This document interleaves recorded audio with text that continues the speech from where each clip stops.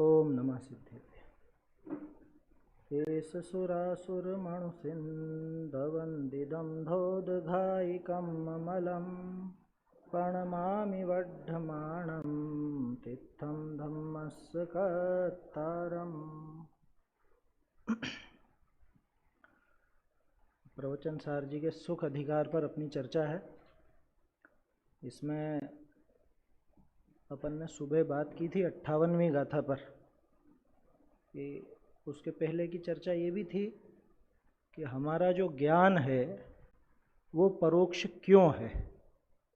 57वीं गाथा का अपना प्रश्न है कि हमारा ज्ञान, इंद्रिय ज्ञान परोक्ष क्यों है, और 58वीं गाथा का प्रश्न था कि प्रत्यक्ष क्या और परोक्ष क्या है ना। तो सीधा जवाब दे दिया था आचार्य देव ने कि जो पर से जानना होता है, जो पर के द्वारा पैदा हुआ, जिसमें पर का किसी भी तरह का सहयोग लगा, और पर माने वो बहुत सारी चीज़ें आ गई, क्या मन, इंद्रियां, परोपदेश, क्षयोपशम रूप उपलब्धि, पूर्व संस्कार या प्रकाश आदि अन्य पदार्थ, दुनिया भर की चीज़ें आ गई। जो कुछ भी उस ज्ञान में निमित्त बन सकता हो वो सब वो पर में शामिल, सारा का सारा।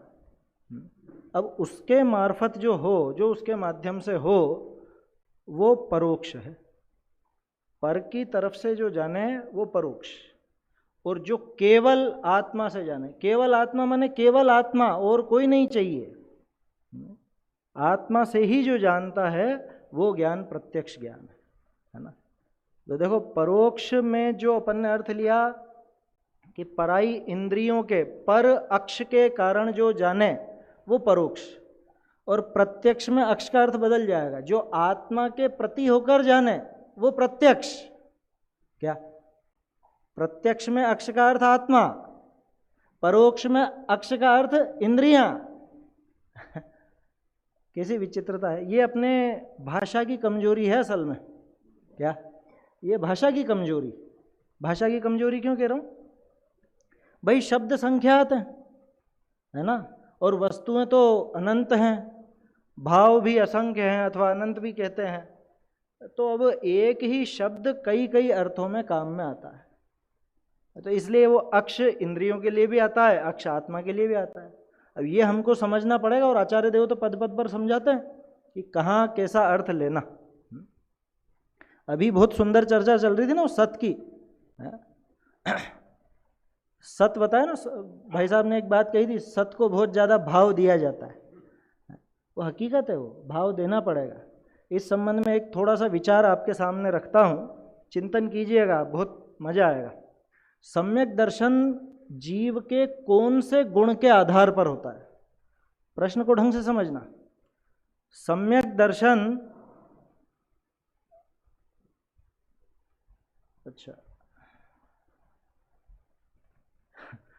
ऑनलाइन वालों को आवाज ही नहीं आ रही थी अब तक। चलिए, सम्यक दर्शन जीव को कौन से गुण के आधार पर होता है? हैं? बहुत जल्दी कर रहे हो आप जवाब देने में। श्रद्धा तो खुद सम्यक दर्शन है। मैं पूछ रहा हूं सम्यक दर्शन जीव के कौन से गुण के आधार पर होगा? मुझे यही अपेक्षा थी। ज्यादातर कहेंगे ज्ञान के आधार पर। मैं कह रहा हूं ज्ञान के आधार पर नहीं होगा। क्यों नहीं होगा? ज्ञान के आधार पर जीव को पहचाना जाएगा, जीव को समझा जाएगा। जीव ज्ञान के आधार पर दुनिया भर से अलग नजर आता है। अब मैं प्रश्न को थोड़ा सरल करता हूं। सम्यक दर्शन किसका नाम है? श्रद्धा गुण के सम्यक परिणमन का। और श्रद्धा गुण का काम क्या है? अहम हूं। तो ये बताओ, वो अहम किस गुण से संबंध रखता है? अब समझ में आया सत को इतना भाव क्यों दिया जाता है? सत्ता को ही पकड़ने का नाम सम्यक दर्शन है। ज्ञान को पकड़ करके तो जीव अलग से दिखता है। सत्ता किसमें करनी है ये ज्ञान के माध्यम से पकड़ में आता है, लेकिन सत्ता, उस सत्ता को ही तो पकड़ना है, उसका नाम सम्यक दर्शन है। अब एक और विचार इसमें देता हूं, आप चिंतन कीजिएगा। दर्शन गुण का काम क्या है? दर्शनोपयोग का, श्रद्धा की बात नहीं कर रहा, सामान्य अवलोकन। और अभी जो बात चल रही थी सत्ता की, सत्ता सामान्य है, सब में सामान्य है ना।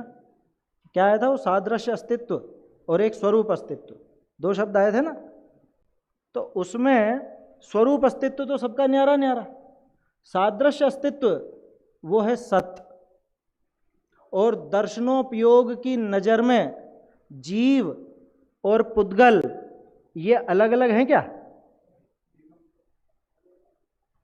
दर्शनोपयोग पुद्गल को किस रूप में ग्रहण करेगा और जीव को किस रूप में ग्रहण करेगा? है पुद्गल है कि नहीं? पुद्गल है ये कौन बोलेगा? ज्ञान। जीव है ये कौन बोलेगा? ज्ञान। समझ में आ रही है बात? अब क्या विचित्रता, ये जो अभी अपन ने बात की ना शब्दों की कमजोरी, यहां भी हमारी कमजोरी है। अब ये कमजोरी बड़ी सामंजस्य वाली कमजोरी है, लेकिन यहां पर दर्शनोपयोग सत को ग्रहण करता है, ठीक है, और सम्यक दर्शन वो भी सत को ही ग्रहण करता है। क्या? अपने आत्म स्वरूप के अस्तित्व को, स्वरूप के अस्तित्व को ग्रहण करना।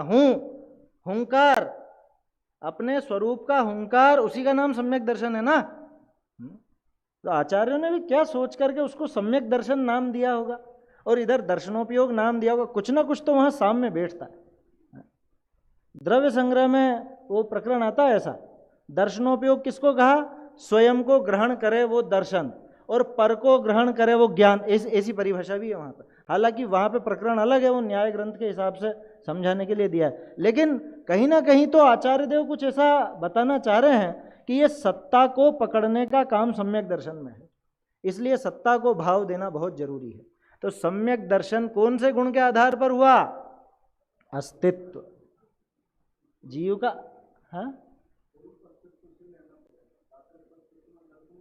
हाँ, सादृश्य अस्तित्व में दर्शनोपयोग काम करेगा, स्वरूप अस्तित्व में वो अपने जो श्रद्धा है वो अपने वहां पे स्वरूप अस्तित्व को पकड़ करके अहम करके और सही हो जाएगी। आया समझ में? कीजिएगा विचार इस पर, है ना भाई। अहम मतलब हम जो सामान्य गुण कहते हैं ना, वो काम तो सामान्य गुणों से ही होने वाला है। क्या? विशेष गुण तो पहचान के लिए है गोरा, पहचान कराने के लिए, किसका ग्रहण करना है इसकी पहचान कराने के लिए विशेष गुण है। ज्ञान विशेष गुण है, तो ज्ञान जीव की पहचान कराएगा, लेकिन जीव की सत्ता को पकड़ने का काम वो श्रद्धा गुण करता है। तो जीव की सत्ता को ही पकड़ता है, वो ज्ञान को नहीं पकड़ता। आया समझ में? ऐसा है। तो बढ़िया है वो सम्यक दर्शन, उस अहम का ही नाम है, इसलिए सत्ता को भाव दिया जाता है और भाव देना ही चाहिए। उस सत को भाव देने का नाम ही वहाँ पे सम्यक दर्शन है। बहुत सुंदर है वो चर्चाएं सब। तो वो सर्वगत ज्ञान, सर्वगत देखा ना, तो जिसने अपनी वास्तविक सत्ता को पकड़ लिया वो सर्वगत हो गया, वो केवल ज्ञान हो गया। वो अतीन्द्रिय ज्ञान की महिमा अब अपन देख रहे हैं।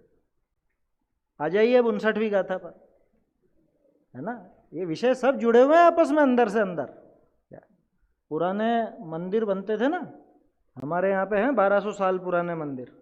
एक सूर्य मंदिर है हमारे यहाँ, तो ऐसा कहते हैं उसकी वो जो नींव है, वो नींव बहुत दूर तक 400-500 मीटर दूर तक फैली हुई है। नींव आपस में जुड़ी ऐसे, वो कड़ियों से कड़ियाँ जुड़ करके और बड़ी बड़ी चट्टानें आपस में जुड़ के अंदर अंदर फैली हुई, ऐसा कहते हैं। और कहीं पे खुदाई हुई तो कि वो बड़े बड़े चट्टानें मिली जुड़ी हुई आपस में, तो कि ये क्या है कि ये उस मंदिर की नींव आ रही है यहाँ पर। तो ऐसे ये जो अपने महान ग्रंथ हैं, परमागम हैं, इनकी अंदर से अंदर वो गाथाएं, तो अंदर ऐसी धारा जुड़ी से जुड़ी रहती है, ऐसी कड़ियाँ जुड़ी रहती है। है समझ में? ऐसा है। और यही गुण अपने को मोक्ष मार्ग प्रकाशक में भी पूरा नजर आता है।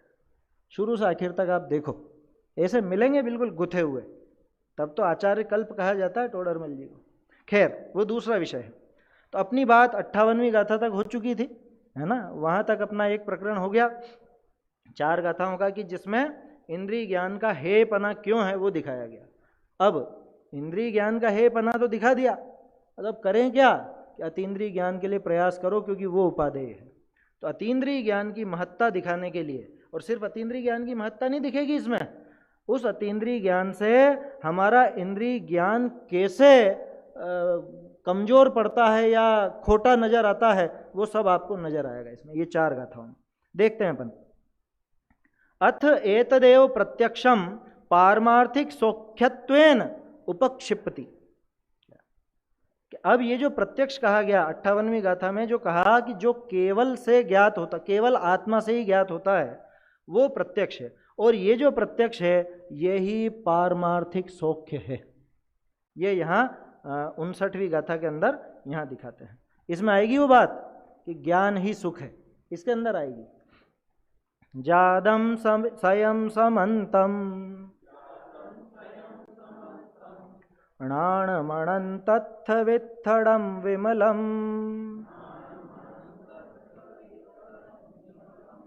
रहिदं तु ओग्गहादिः सुहंति एगंतियं भणिदम्।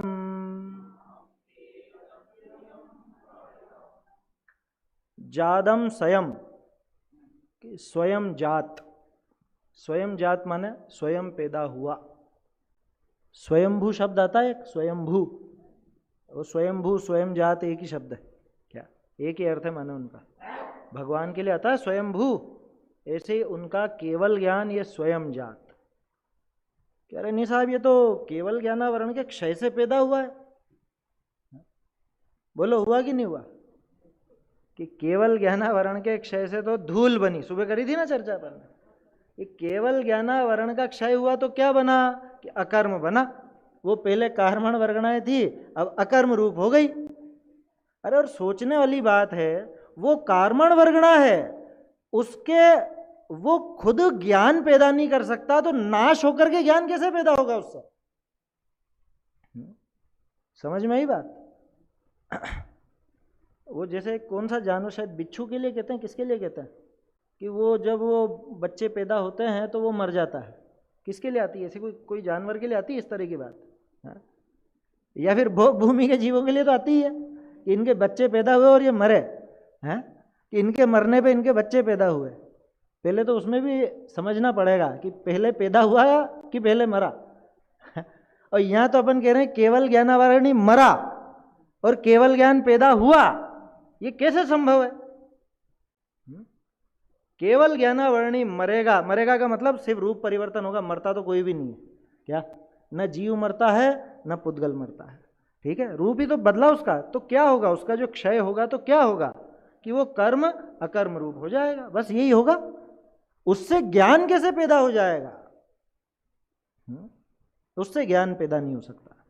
तो ज्ञान तो स्वयं अपने आत्मा से ही पैदा हुआ है, इसलिए कहा जादम स्वयं, ये स्वयं जात है, ये स्वयं से ही पैदा हुआ है, अपने आप पैदा हुआ है। दो अर्थ निकलते हैं इसके, एक तो पैदा होने की प्रक्रिया स्वयं अपने आप की, तो अपने आप पैदा हुआ है। दूसरा स्वयं अपने आत्म स्वरूप से पैदा हुआ है, माने आत्म स्वरूप का आश्रय लेकर के पैदा हुआ है।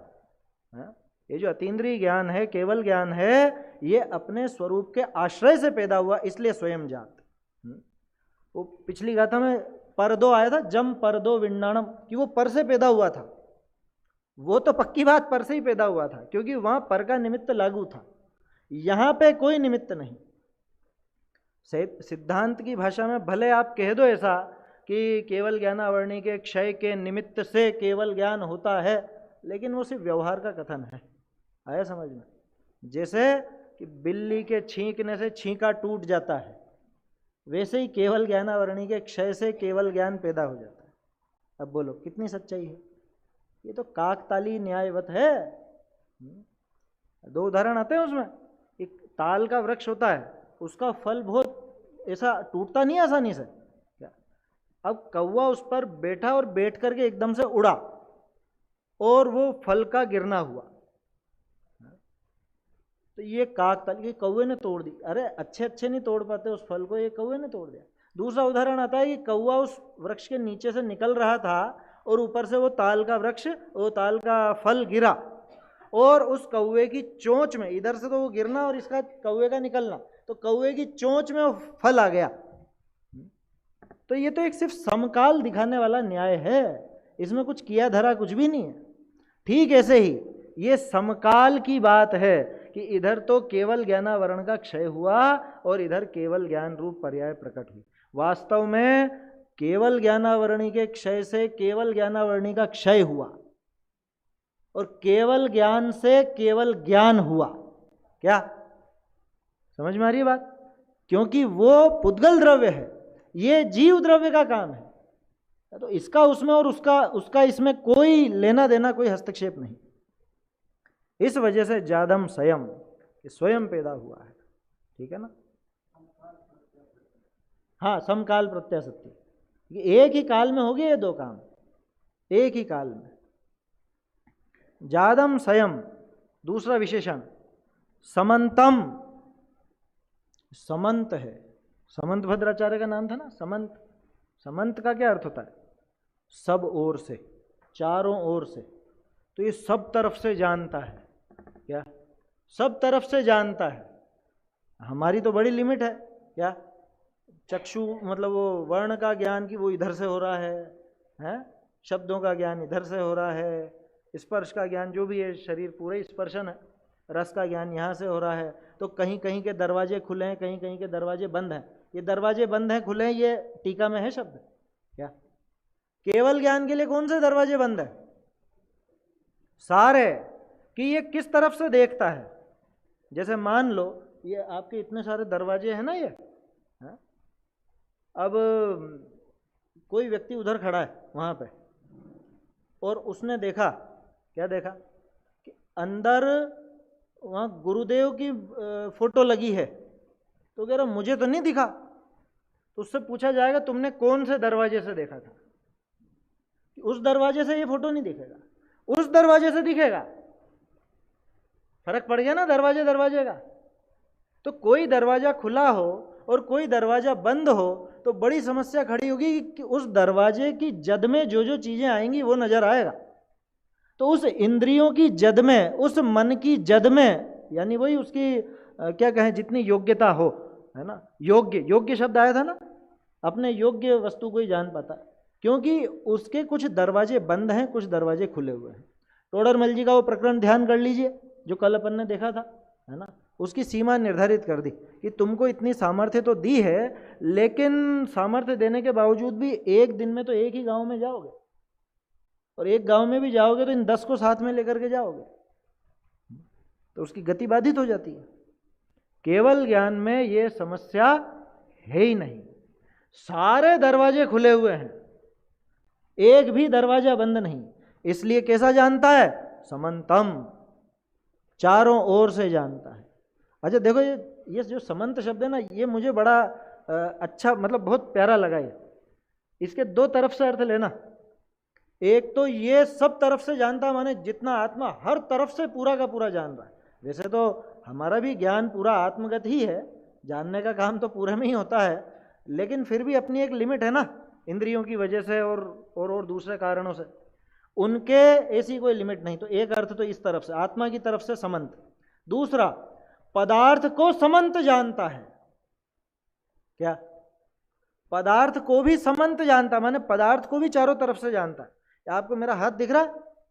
कैसा दिख रहा है? नाखून वाला कि बिना नाखून वाला? आप देख रहे हो वो तो नाखून नहीं दिखेंगे, नाखून तो इस तरफ है, तो आप समंत नहीं जान रहे, है ना। इस हाथ को समंत नहीं जान रहे। अब इधर का देखो तो इधर की रेखाएं नहीं दिखेंगी, है? तो केवल ज्ञानी के क्या है कि वो सारी वस्तुओं को समंत जानते हैं, सारी वस्तुओं को सब तरफ से जानते हैं। हम किसी वस्तु की कोई पर्याय, कोई कौन सी, वो भी वर्तमान पर्याय को और उसके भी किसी एक अंश को ही जान पाते हैं। उनके साथ ये समस्या नहीं। वो समस्त द्रव्यों को, उनके समस्त गुणों को, उनकी समस्त पर्यायों को युगपत, एक समय में, युगपत एक समय में जानते, समंत जानते, चारों तरफ से जानते। न द्रव्य बाकी रहता है, न गुण, न पर्याय, कुछ बाकी नहीं रहता उनके। तो दूसरा विशेषण ये है, ठीक है। कैसा है वो अणाणम, कैसा है वो ज्ञान? जादम स्वयं पहला विशेषण। दूसरा समंतम, फिर अनंतत्थ वित्थड़म, अनंतार्थ विस्तृत, अनंत पदार्थों में विस्तृत है। अब जब अर्थ कहा, देखो आचार्य देव भी है ना, शब्दों का प्रयोग चुन करके करते हैं। अर्थ लिखा यहां पे, अर्थ, अर्थ का अर्थ सुबह देखा था ना मैंने, सुबह या कल भी देखा, आ ही रहा है, बार बार चर्चा में आ रहा है। अर्थ नाम ही द्रव्य गुण पर्यायात्मक वस्तु का है, उसके लिए अर्थ शब्द का विशेष प्रयोग किया जाता है।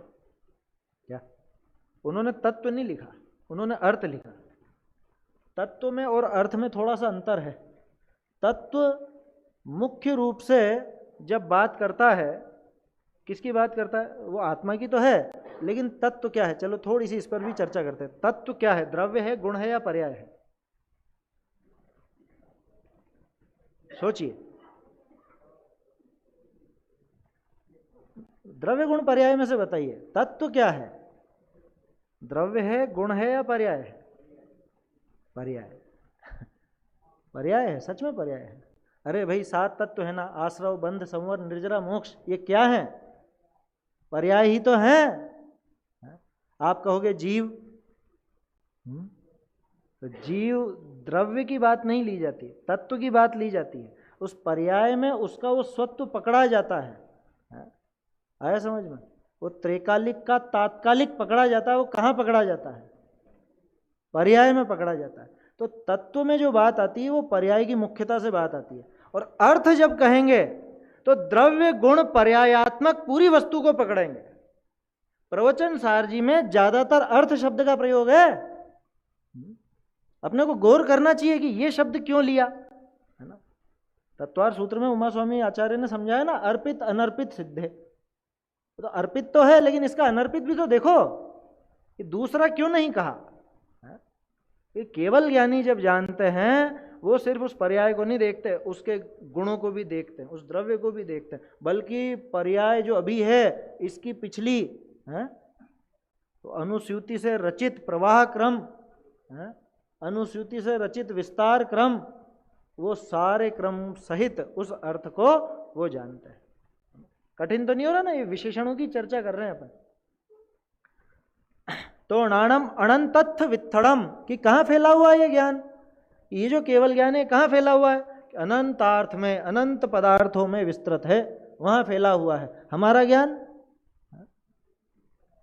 हमारा ज्ञान भी विषय अपेक्षा देखो तो कहते हैं कि क्या नाम दिया उसका, मति श्रुति और निबंधो द्रव्येषु सर्वपर्यायेषु। कोई पर्टिकुलर द्रव्य नहीं कहा।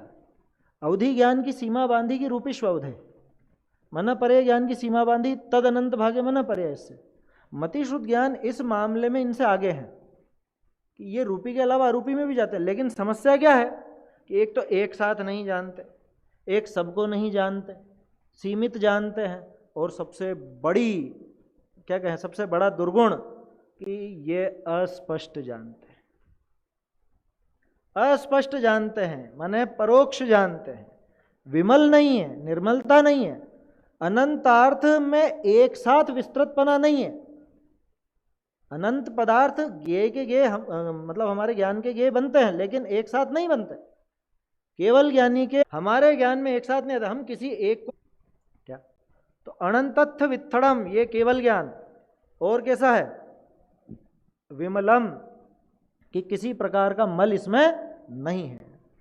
मल नहीं होने से विमल है, निर्मल है, विशद है। विशदता का नाम ही तो प्रत्यक्षपना है। परीक्षा मुख आदि में तो यही बताया, तत्र विशदम प्रत्यक्षम। और विशदता की परिभाषा दी निर्मल।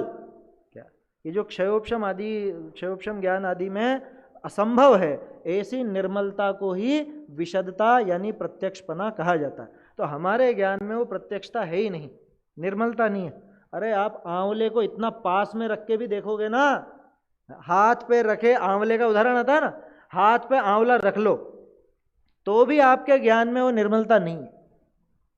क्या बताओ? उसकी नसें, नसें का मतलब समझ गया ना, अंदर अंदर ऐसी जो बनावट होती है, रेशे होते हैं, वो बताओ दिख रही है? गुठली कितनी बड़ी है, कितनी छोटी है?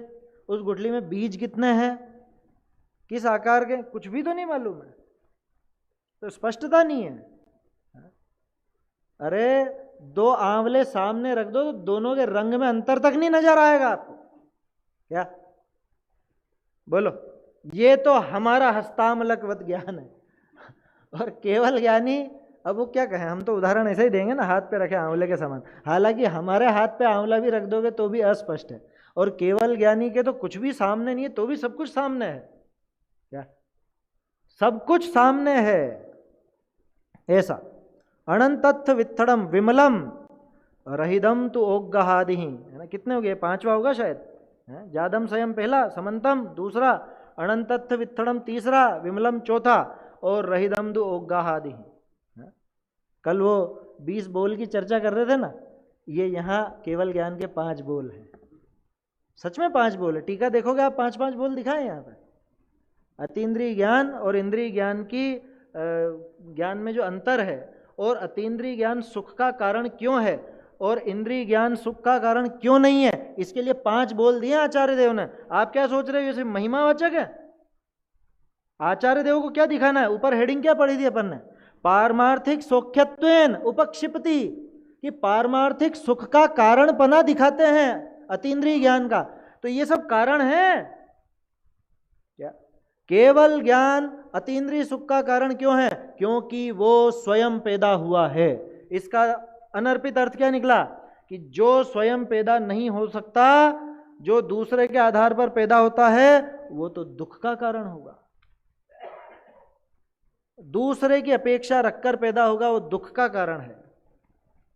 समंतम दूसरी विशेषता कि अतीन्द्रिय ज्ञान सुख का कारण क्यों है? क्योंकि ये सब तरफ से जानता है। अपन ने 2-3 गाथा पहले देखा था ना, वो ज्ञान का वैकलव्य है, ये बहुत आकुल व्याकुल हो रहा है ज्ञान, इसमें जानने में व्यग्र हो रहा है, व्यग्रता बहुत है। क्यों? कि जानने में नहीं आ रहा सब तरफ से। अब केवल ज्ञान समन्तात जानता है, सब तरफ से जानता है, तो इसमें वो आकुलता का काम नहीं है, इसलिए वो उसके मतलब सुख का कारण बनता है। हमारा ज्ञान ये सब तरफ से नहीं जानता, इसलिए दुखी होता है। कल देखा था ना मोक्षमा प्रकाशक में, जानने की इच्छा, विषय इच्छा, वो क्यों है? क्योंकि जानने का स्वभाव तो है, लेकिन जान पा नहीं रहा है, तो ये उकाले मारता है।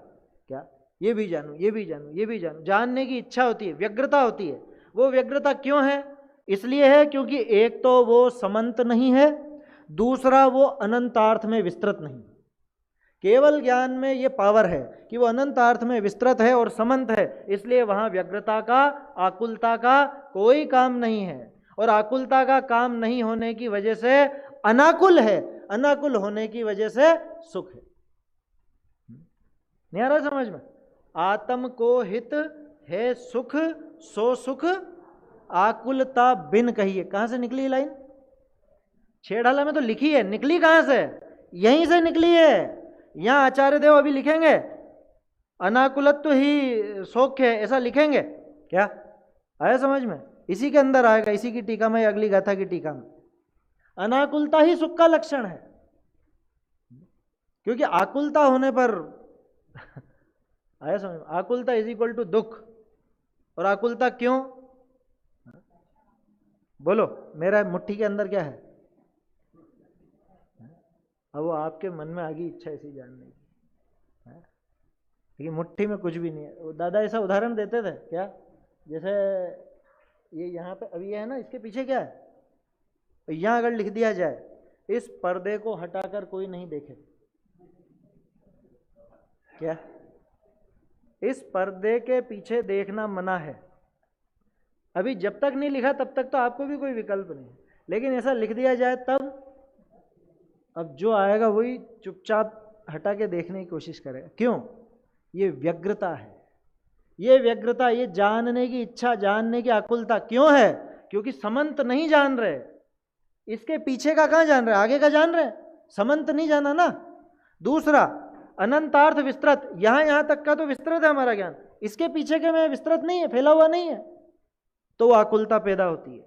विमल नहीं है, केवल ज्ञान विमल है, इसलिए आकुलता का काम नहीं। हमारा ज्ञान समल है।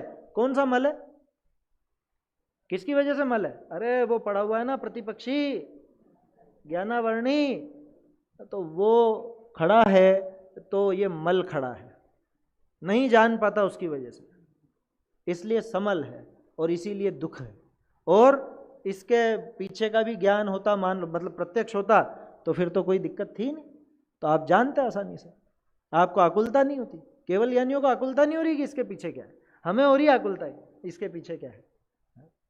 मुझे तो ऐसा लग रहा है अभी उठ के कोई ना कोई तो देखेगा ही सही इसके पीछे। बोलो। अंतिम, रहिदम तु ओग्गहादि, अवग्रह आदि से रहित है। ये 2 एक गाथा पहले निकला था, क्या आया था वहां पर 55 में, ओग्गण नित्ता जोग्गम 55 में आया था ना, अवग्रह पूर्वक जानता है। और फिर वहां एक और चीज जोड़ी थी, वा तम न जान दी, क्योंकि अग्रह अवग्रह हो गया लेकिन यह नहीं हुई, यह हो गई अवाय नहीं हुआ, अवाय हो गया धारणा नहीं हुई। ये सब हमारे साथ होता है, ठीक है। तो वो वहीं अधूरे रह जाता है, वो ज्ञान ही अधूरा रह जाता है, तो हमारे ज्ञान में आकुलता बनी रहती है, व्यग्रता बनी रहती है। और केवल ज्ञान कैसा है, रहिदम तु ओग्गहादि, कि केवल ज्ञान अवग्रह आदि से रहित है, इसलिए सुहमति एगंतियम भणिदम, इसलिए उसको एकांतिक सुख, एगंतियम सुहम, एकांतिक सुख कहा गया। एकांतिक सुख, कि जैन दर्शन में भी एकांत है, हाँ ऐसा एकांत हमारे यहाँ है, सम्यक एकांत की स्वीकृति है ना, अनेकांतोप्यनेकांत प्रमाण नय साधना, ऐसा आता है। एकांत की हमारे यहाँ मना नहीं है, आया समझ में, बिल्कुल भी मना नहीं है। मिथ्या एकांत की मना है, ऐसे तो मिथ्या अनेकांत की भी मना है, उसमें क्या दिक्कत है। तो ये बात समझ में आई। ये गाथा असल में हमारे ज्ञान में और केवल ज्ञान में जो जबरदस्त अंतर है वो दिखाती है। हमारा ज्ञान स्वयं से उत्पन्न नहीं है, हमारा ज्ञान समन्तात नहीं जानता, हमारा ज्ञान अनंत पदार्थों में विस्तृत नहीं है, हमारा ज्ञान विमल नहीं है, हमारा ज्ञान अवग्रह आदि से रहित नहीं माने सहित है। इसलिए हमारा ज्ञान अनाकुलत्व लक्षण से रहित होने के कारण आकुलता वाला है, व्यग्रता पैदा करता है, और इसीलिए हमारा ज्ञान सुख का कारण नहीं है। और इसके अपोजिट उल्टा केवल ज्ञान कैसा है, स्वयं पैदा हुआ है। केवल ज्ञान समन्तात जानता है, केवल ज्ञान अनंतार्थ में विस्तृत है, केवल ज्ञान विमल है, केवल ज्ञान अवग्रह आदि से रहित है। केवल ज्ञान को जरूरत है अवग्रह आदि की? अरे केवल ज्ञान को केवल दर्शन की भी जरूरत नहीं रही। क्यों? तो अच्छा, केवल दर्शन होता है कि नहीं होता है? होता तो है। जरूरत है क्या? जरूरत तो नहीं है, क्योंकि दर्शनोपयोग का काम है ज्ञानोपयोग के लिए आधार तैयार करना, है ना। और वो आधार की जरूरत तो तब पड़े जब ज्ञप्ति परिवर्तन हो। अब यहां तो पहली बार में जब केवल ज्ञान प्रकट हुआ तो आधार तो मिल चुका था। पहली बार में आप कह दो केवल दर्शन की आवश्यकता लगी होगी, है ना, लेकिन अब वो जो केवल ज्ञान हो गया, अब तो वो वैसा का वैसा ही रहने वाला है ना। वही का वही तो नहीं कहेंगे, पर्याय पलटती है, अपन जानते हैं। अगली गाथा से जुड़ती हुई बात आ रही है अब, परिणमन। क्योंकि अभी सामने वाला ये प्रश्न करेगा कि परिणामी है तो दुख होगा, परिणामी है तो खेद होगा, क्योंकि परिणामी तो परिणम जाता है, परिणमन करने वाला तो बदलेगा ना, और केवल ज्ञान भी परिणाम है तो खेद होना चाहिए। तो वो बात अभी अपन थोड़ी सी गौण करते हैं, वो आगे आएगी। मैं तो क्या कह रहा था कि केवल ज्ञान में है ना, वो स्वयं भी परिणाम रूप भले है, लेकिन वो खेद का कारण नहीं। केवल ज्ञान में खेद नहीं है। क्यों नहीं है? क्योंकि उसमें ये सारी विशेषताएं मौजूद हैं, ये पांचों विशेषताएं उसके अंदर मौजूद हैं। ऐसा ठीक है ना। इसकी देखो टीका देखते हैं अपन। टीका का आशय मैंने आपको बता दिया है ना, तो वो टीका अपन पढ़ लेते हैं, आपको समझ में आ जाएगा। वैसे टीका का जो आशय था वो शुरुआती पैराग्राफ आप पढ़ेंगे तो समझ में आ जाएगा। स्वयं उत्पन्न होने से, समंत होने से, अनंत पदार्थों में विस्तृत होने से, विमल होने से और अवग्रह आदि रहित होने से, है ना। बात अपनी इस पे चल रही थी, वो दर्शनोपयोग की आवश्यकता रही या नहीं रही, कि अब दर्शनोपयोग की आवश्यकता नहीं रही। अवग्रह आदि तो बहुत आगे की बात है। वैसे भी अवग्रह, यह अवाय धारणा, ये क्षयोपशमिक अल्प ज्ञान के भेद हैं, ये उस ज्ञान की प्रक्रिया हम क्रमशः जानते हैं, थोड़ा थोड़ा जानते हैं, इसलिए वो ये सब चीज़ें अपने ज्ञान में आती हैं। और केवल ज्ञान तो संपूर्ण हो गया पूरा एक ही बार में, तो उसमें अवग्रह आदि की जरूरत नहीं रही। ऐसा प्रत्यक्ष ज्ञान एकांतिक सुख है, ये निश्चित होता है, क्योंकि एकमात्र अनाकुलता ही सुख का लक्षण है। क्या? एकमात्र अनाकुलता ही सुख का लक्षण है। यहां से निकली है वो छेड़ाला की पंक्ति, आत्म को हित है सुख, सो सुख आकुलता बिन कही, यहां से निकली है। चाहो तो नोट कर लेना, ऊपर दिखाऊं, दूसरी पंक्ति देखिए संस्कृत में, अनाकुलत्व एक लक्षणत्वात् सौख्यस्य, इस सुख का एक लक्षण, एक और लगा दिया उन्होंने, सुख का एक ही लक्षण है अनाकुलता, और दूसरा कोई लक्षण सुख है, क्योंकि इसके आधार पर ही आगे हमारे सारे सुख दुख सिद्ध होंगे। क्यों? हमारे सारे सुखों में, जिनको हम सुख कहते हैं, उन सब सुखों में आकुलता पड़ी हुई है, इसलिए वो सारे सुख एकांतिक दुख हैं, और केवल ज्ञान एकांतिक सुख है, क्योंकि वहां आकुलता का अभाव है ना, एक वहां पे आकुलता है ही नहीं है। तो अनाकुलत्व एक लक्षणत्वात् सौख्यस्य, पढ़ूं क्या ये विस्तार, ये बाकी तो अपने कहने में। हाँ हाँ हाँ हाँ, देखते हैं, चलो उसको देख लेते हैं, इसी बात को विस्तार पूर्वक समझाते हैं। पर के द्वारा उत्पन्न होता हुआ पराधीनता के कारण, ये 5 बोल हैं, है ना, 5 बोल हमारे ज्ञान में आकुलता के और केवल ज्ञान में अनाकुलता के, हमारे ज्ञान को दुख का कारण सिद्ध करने में और केवल ज्ञान को सुख का कारण सिद्ध करने में 5 बोल याद रखिएगा। और यही वास्तव में अरहंत भगवान की स्तुति भी है। क्या? केवल ज्ञान की महिमा गाई जाए, ये अरहंत भगवान की स्तुति नहीं है तो क्या है? हे प्रभो आपका ज्ञान पर के द्वारा उत्पन्न नहीं, ये स्तुति नहीं है?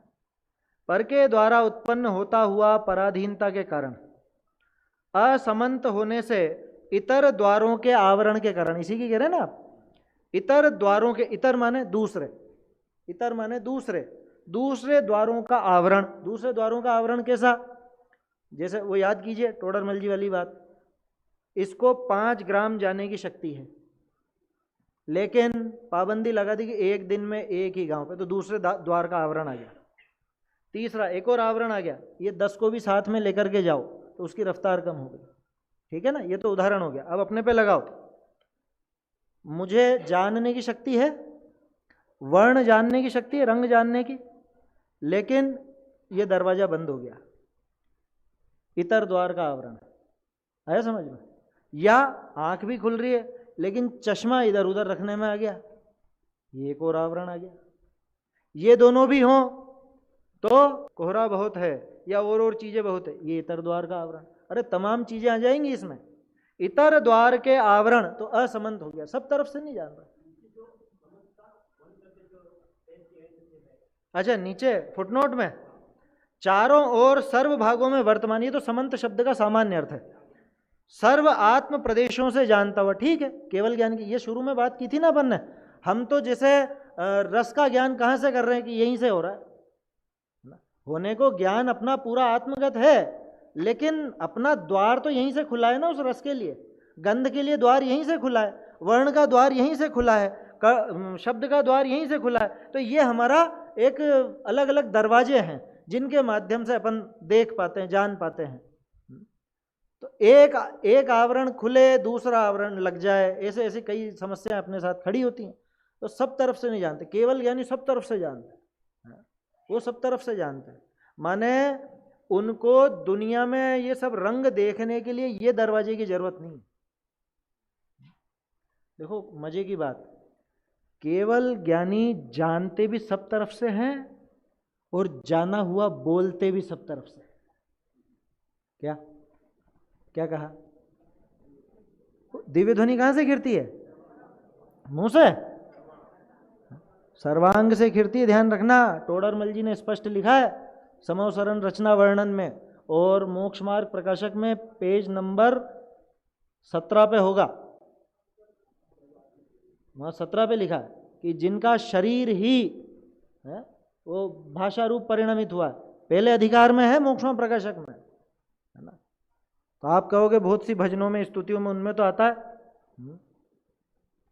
जिनेंद्र भगवान के मुँह से। अरे भजनों में वो चलती भाषा आ जाती है, लेकिन जैसे टोडरमल जी गद्य में लिख रहे हैं है ना, और एक नहीं 2-3 जगह लिखा है, तो अपने को उस पर विचार करना चाहिए है ना। और है प्रमाण है, बहुत सी जगह हैं उसके। तो पूरा शरीर ही उस रूप परिणमित होता, पूरा शरीर, माने उनका शरीर का मतलब वो तो भाषा वर्गणा है ना, इसलिए शरीर की बात ली है ना। जानना वो पूरे आत्म प्रदेशों से, और वाणी घिरना वो पूरे शरीर प्रदेशों से। क्या समंत, उनकी तो वाणी भी समंत और उनका जानना भी समंत, ऐसा गजब का ये सुयोग है। तो ये समझ में आया, सर्व आत्म प्रदेशों से जानता हुआ, समस्त, संपूर्ण, अखंड, ये पर्यायवाची है उसके। देखो एक चीज आप लोगों से कहता हूं, इसमें ये जो अपन पढ़ते हैं ना, इसमें नीचे फुटनोट और भावार्थ ये अपने मूल आचार्यों का नहीं है ना। तो कभी अपन कुछ भी बात करें, मैं ये नहीं कह रहा हूँ कि वो प्रमाण या अप्रमाण, वो बात नहीं कह रहा हूँ, मैं कह रहा हूँ इस बात में अपने को ध्यान देना चाहिए। कई बार क्या होता है, अपन बोलते हैं वहाँ लिखा है कुंद आचार्य देव ने लिखा है, ये लिखा, अरे भाई ये चीज़ अलग है, ये चीज़ अलग है, ऐसा समझना चाहिए।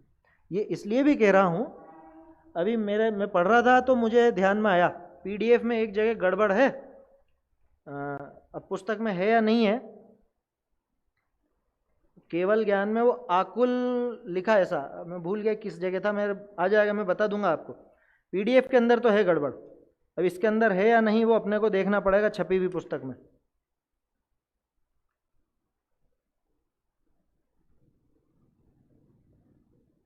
मैं देख करके बता दूंगा फिर आपको।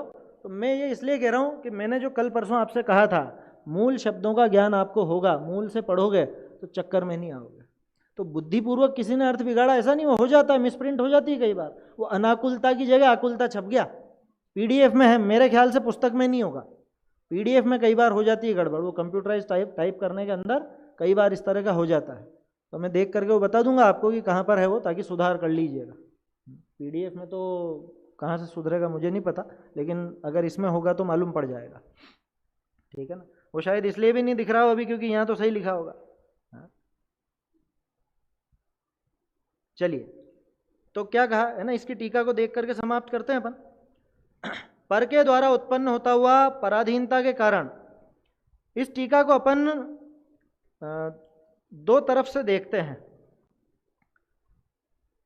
पहला पॉइंट अपना देखेंगे और दूसरा उसी का पहला पॉइंट देखेंगे, तो थोड़ा आपको डिफरेंस मालूम पड़ेगा, है ना। क्योंकि बात तो अपन ने पूरी कर ली है, जो बात टीका में वो आ चुकी है। अब आचार्य देव कैसे दिखा रहे हैं वो एक बार यहाँ देखें। पहला पॉइंट क्या था, पर के द्वारा उत्पन्न होता हुआ पराधीनता के कारण, किसके ज्ञान की बात है, अपने ज्ञान की बात। अब दूसरा उधर से देखो, प्रत्यक्ष ज्ञान की तरफ से, अनादि ज्ञान सामान्य रूप स्वभाव पर महाविकास से व्याप्त होकर स्वतः ही रहने से, क्या अनादि ज्ञान सामान्य रूप स्वभाव, अनादि काल से जो ज्ञान सामान्य रूप स्वभाव था उसका महाविकास, उसके महाविकास रूप से व्याप्त होकर स्वतः ही रहने से स्वयं उत्पन्न होता है, इसलिए आत्माधीन है। केवल ज्ञान आत्माधीन है। और अब ये जो ब्रैकेट में दिया ना, यह है वास्तव में तो, और आत्माधीन होने से आकुलता नहीं होती। हमारा ज्ञान आत्माधीन नहीं है इसलिए आकुलता होती है, हमारे ज्ञान में आत्माधीनपना नहीं है इसलिए आकुलता है, केवल ज्ञान में आत्माधीनपना है इसलिए आकुलता नहीं।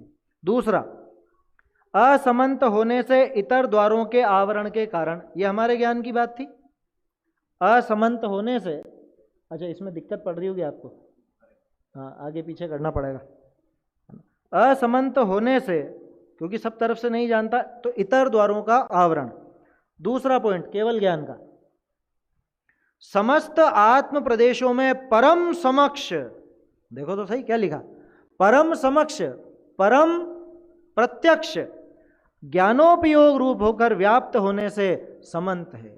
वो केवल ज्ञान ऐसा परम समक्ष समंत है, इसलिए अशेष द्वार खुले हुए हैं। हमारे सारे द्वार नहीं खुले हुए थे, अशेष माने संपूर्ण, संपूर्ण द्वार खुले हुए हैं, ब्रैकेट में देखिए, और इस प्रकार कोई द्वार बंद न होने से आकुलता नहीं होती। दरवाजा बंद हो तभी तो आकुलता होगी ना। आपको कहीं आना हो और दरवाजे बंद हो, कहीं जाना हो दरवाजे बंद हो, तो कितनी आकुलता होती है, खड़ खड़ खड़ खड़ करते रहते हैं अपन, खोलो खोलो खोलो। ऐसे यहाँ करते रहते हैं, इंद्रियों के द्वार खोलो खोलो खोलो, ये चलता रहता है। तीसरा देखिए, मात्र कुछ पदार्थों में प्रवर्तमान होता हुआ अन्य पदार्थों को जानने की इच्छा के कारण।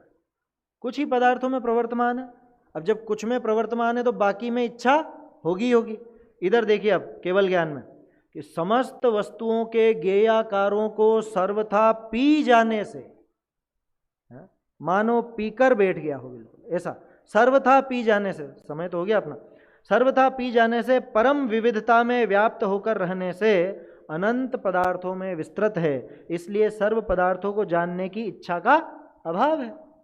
और इस प्रकार किसी पदार्थ को जानने की इच्छा न होने से आकुलता नहीं होती।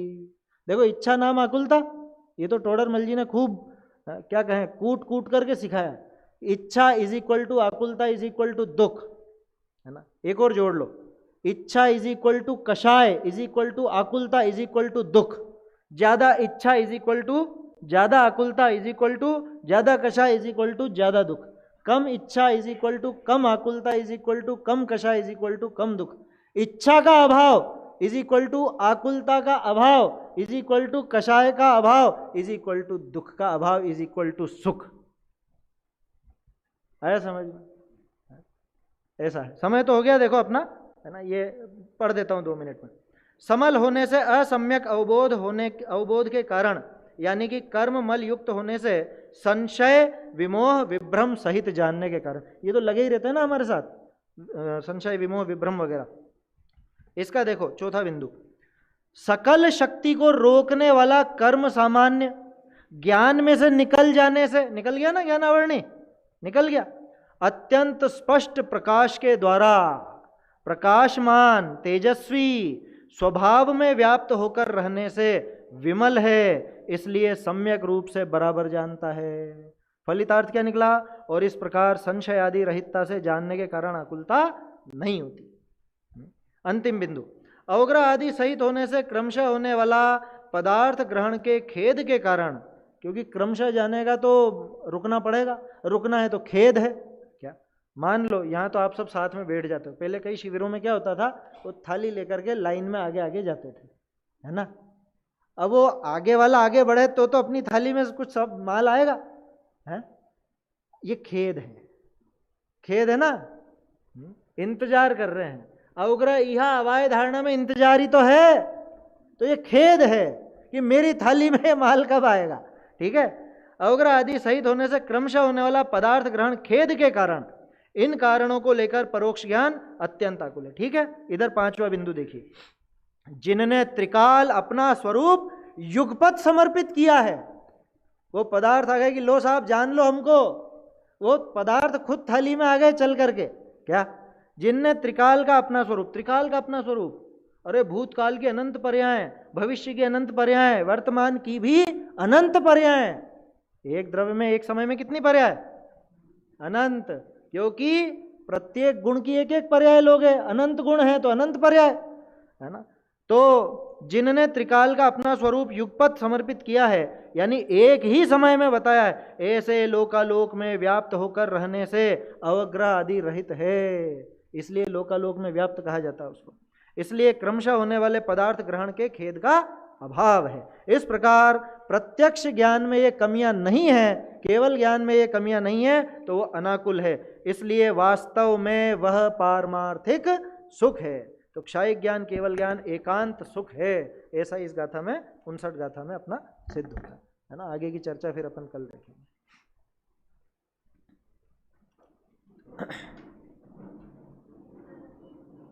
निज में बताई यह अनंत उपकार है, इसके लिए जिन वाणी को वंदना शत बार।